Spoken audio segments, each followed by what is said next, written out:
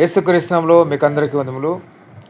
మీరు ఎప్పుడైనా సరే ఈ సాతాను దురాత్మల సమూహం అవి మీ దగ్గర మరి మీ ముందు వెళ్ళటం కానీ ఎప్పుడైనా వాటి చప్పుడు వినటం కానీ మీరు ఎప్పుడు కూడా విని ఉండరు. నేను చెప్తాను వినండి. మేము ఇక్కడ గత 35 సంవత్సరాలుగా ఒక చోట ఉంటున్నాము. ఇక్కడ ఈ స్థలంలో భయంకరమైన దురాత్మలు చీకటి శక్తులు ఉండేవి. ఆ సమయంలో మేము కూర్చొని ప్రార్థన చేస్తున్నప్పుడు అవి యొక్క విజిల్ లాంటి సౌండ్, ఆ సౌండ్ చేసుకుంటూ వెళ్ళిపోతూ ఉండే. అలా 2 సార్లు నేను అక్కడ సౌండ్ విన్నాను. అదేవిధంగా మా నాన్నగారు కూడా ప్రార్థన చేసుకున్నప్పుడు ఆ రకమైన సౌండ్ విన్నారు.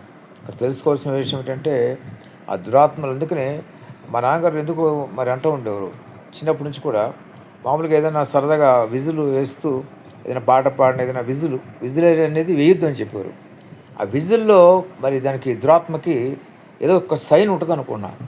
ఈ విజిల్ సౌండ్ మరి సాతానికి చాలా దగ్గర సంబంధం ఉంటుంది. కాబట్టి ఎవరు కూడా మరి విజిలేయటం కానీ ఇటువంటి చేయటం మంచిది కదా. అది పూర్తిగా సాతాను సంబంధం అని నేను గ్రహించాను. ఎందుకంటే ఎప్పుడైతే ప్రార్థన చేసుకున్నప్పుడు అవి ఒక విజిల్ సౌండ్ లాగా అవి చేసుకుంటే వెళ్ళాయో అప్పుడు నేను గ్రహించాను. మీకు చెప్తాను చూడండి, అవసరం అయితే కొంచెం మీరు వినండి, భయపడక్కర్లేదు. ఎటువంటి సౌండ్ చెప్తాను చూడండి, అది మీకు వినబడి ఉంటుంది.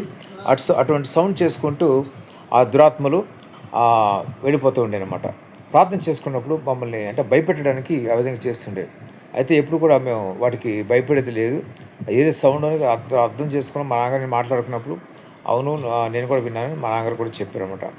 ఈ విధంగా అందుకనే ఎవరు కూడా విజిల్స్ వేయకండి. ఎప్పుడు కూడా విజిల్స్ వేస్తే మంచిది కాదు. మరి చీకటి శక్తులకి వాడికి అధికారం చోటిచ్చినట్టు అవుతుంది. అసలు ఎందుకు చెప్తుందంటే సాతాను ఉనికి తెలుసుకోవచ్చు అనమాట. దేవుడు బయలుపరుస్తాడు ఉనికి. మీరు ఏదైనా స్థలంలోకి వెళ్తే అక్కడ సాతాను ఉన్నా లేకపోతే దేవుని ఆత్మ ఉందా మనకు తెలుస్తుంది.